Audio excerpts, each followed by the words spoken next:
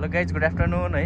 अहिले चाहिँ हाम्रो 2 बजेको छ अनि हामी चाहिँ खैरानी स्क्वायर आएको छौँ। It's very big it's very long भनौँ न, एकदम धेरै ठुलो छ अनि एकदम राम्रो पार्कहरू छ। त्यहाँ देख्न सक्नुहुन्छ हाम्रो सी चाहिँ ओसनलाई चाहिँ भित्रबाट ल्याएको छ। त्यहाँ हाम्रो सिपहरू पार्किङ गर्ने ठाउँहरू।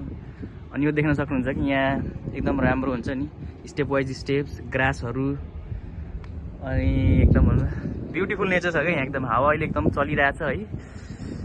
अनि हामी दुईजना चाहिँ आज छुट्टी भएकोले गर्दाखेरि चाहिँ खैरान मल चाहिँ आफ्नो यसो घुम्न भनेर नि एकदम हाम्रो रेस्टुरेन्टहरू अनि हुन्छ नि लुगा पसलहरू, घडी मोबाइल सब इलेक्ट्रोनिक्स डिभाइसहरू पाउने यहाँ चाहिँ सबै थोक छ क्या यो मलमा। एकदम ठुलो छ है। बनाउन पनि लगभग धेरै वर्ष जस्तो लाग्यो होला, एक्ज्याक्टली त थाहा छैन, तर यहाँको इन्जिनियरिङ डिजाइन अथवा भनौँ न त्यो गरेर चाहिँ लाग्छ धेरै वर्ष लाग्यो होला। अनि हामी चाहिँ अब अलिक मासतिर जाँदैछौँ। यहाँ देख्न सक्नुहुन्छ कि सिडी वाइज सिडी एकदम राम्रो छ, डिजाइनहरू एभ्रिथिङ, एच एन्ड एभ्रिथिङ। पार्किङहरू देख्न सक्नुहुन्छ, यहाँ देख्न त सक्नु हुँदैन तर ठ्याक्कै यो बिल्डिङको पछाडि छ पार्किङ चाहिँ। पार्किङ पनि एकदम वेल म्यानेज भनौँ न, यस्तो खतरा छ है।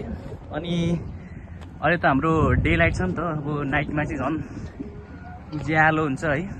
अनि हाम्रो जो चाहिँ एकदम राम्रो हुन्छ, नाइट भ्यू पनि यहाँ एकदम राम्रो हुन्छ।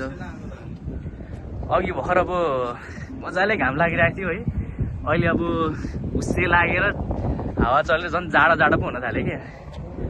अनि यहाँ चाहिँ हाम्रो अलिक हाइटमै छ भनौँ यो चाहिँ है। यहाँदेखि देख्न सक्नुहुन्छ त्यहाँ बोट पार्किङ गर्ने ठाउँहरू उतातिर, यो पुरै बोट पार्किङ गर्ने यहाँहरू।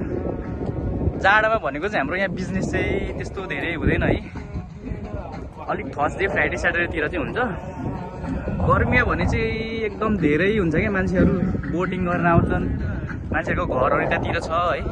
अनि त्यही भएर यही हो गाइज। अब